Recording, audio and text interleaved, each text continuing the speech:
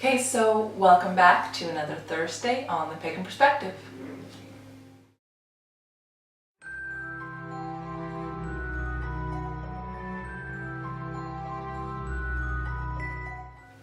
So this week we've been talking about the Akashic records.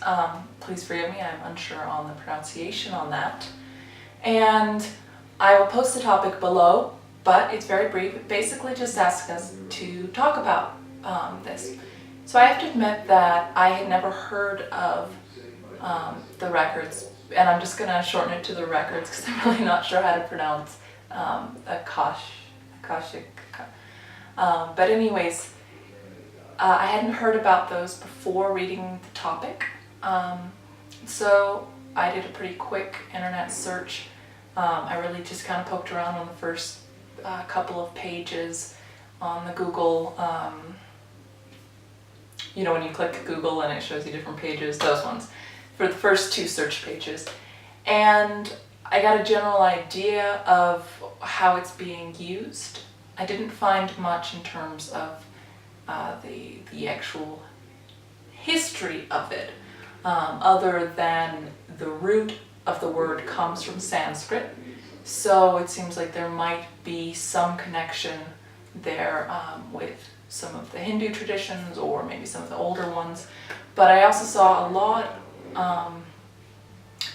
of references to some occult practitioners within the last few centuries, and it really seems to be, from what I was reading, that's where a lot of the discussion is at. If you want a great breakdown of the definition, Cara did a wonderful job in her Tuesday video, which you've probably already watched.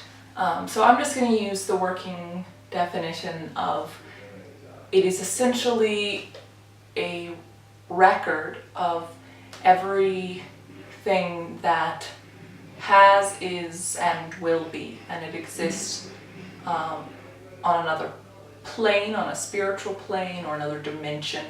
I kept seeing the word dimension of consciousness being used. So I'm a little bit hesitant to say too much about it because it's not part of my tradition. And I also hesitant if it is in fact part of another tradition's working practice. I don't want to say, I don't want to say too much about something that really doesn't impact my life, doesn't impact my practice. But I will say that there are some assumptions that this idea is based on. And those assumptions, as I could tell, were that if you can tell, if there's a record of what will be, that's determined. Either that's determined or time is wibbly wobbly or something.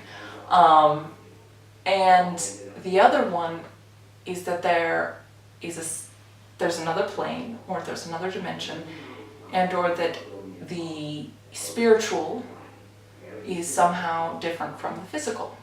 And as you guys who've been watching this for a long time know that in my practice, I don't really view the world that way. I don't really see there being a split between spiritual and physical. So for me, this idea is not particularly useful. It might be a useful idea for other folks. And so if you use this in your practice, or you use something similar in your practice, we'd love to hear about it in the comments below. And so this is a very short video this week, but I hope it addresses the topic. Alright, so take care.